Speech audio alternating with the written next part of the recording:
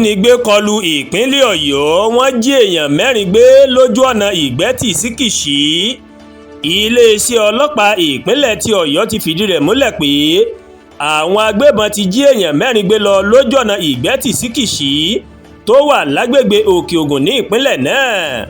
Alukoro iléeṣẹ́ ọlọ́pàá ìpínlẹ̀ Ọ̀yọ́ Ọláyínká Àyánládé ìmọ̀ ló máa fìdí ìròyìn náà múlẹ̀ fún àwọn akọ̀ròyìn nílùú Ìbàdàn.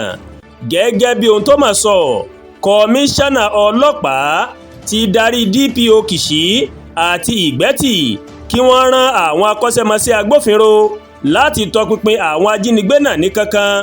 Ó ní àwọn ọlọ́pàá wọ́n ti bẹ̀rẹ̀ iṣẹ́ báyìí láti ṣe àwárí àwọn tí wọ́n mọ̀ jí gbé àti láti fi sìnkún òfin láti fi gbé gbogbo àwọn ajínigbé náà. Nínú ọ̀rọ̀ rẹ̀, ó ní àwọn ọlọ́pàá wọ́n ti kán lu igbó báyìí tó wà ní agbègbè náà láti wá àwọn tí wọ́n mọ̀ jí gbé o.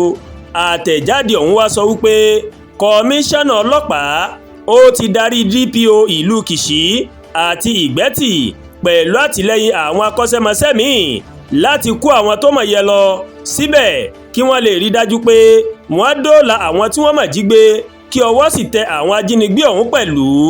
Àyánládé ní àwọn agbófinró wọ́n ti ń fi imú báyìí wọ́n ti fi ń fínlẹ̀ lágbègbè náà lórí ìṣẹ̀lẹ̀ ọ̀hún. Lẹ́yìn náà ń ló wá rọ àwọn aráàlú kí wọ́n ṣe sùúrù kí wọ́n sì ran ọlọ́pàá lọ́wọ́ pẹ̀lú àwọn ìròyìn tó lè ṣamọ̀nà bí ọwọ́ yóò ṣe tẹ àwọn ajínigbé ọ̀hún. Ẹ̀wẹ̀, kì í ṣe ìgbà àkọ́kọ́ tí wọn yóò jí àwọn èèyàn gbé ní ìpínlẹ̀ Ọ̀yọ́, pàápàá lágbègbè Oke Ogun lẹ́nu lọ́lọ́ yìí. Bó tilẹ̀ jẹ́ pé àwọn agbófinró ń gbìyànjú, ìṣẹ̀lẹ̀ ìjínigbé ó ti di tọ́rọ́ fọ́nkálé lágbègbè náà.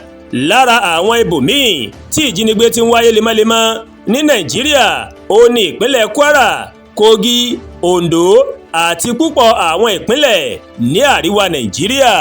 Àdúràgbà Olúwatóyìn ló ń kàròyìn sí létí láti kàn ní Ẹ̀yà Yorùbá World TV. Bẹ́ẹ̀ ṣe ń wò wá, ẹ máa bá wa like, ẹ máa share, ẹ máa comment.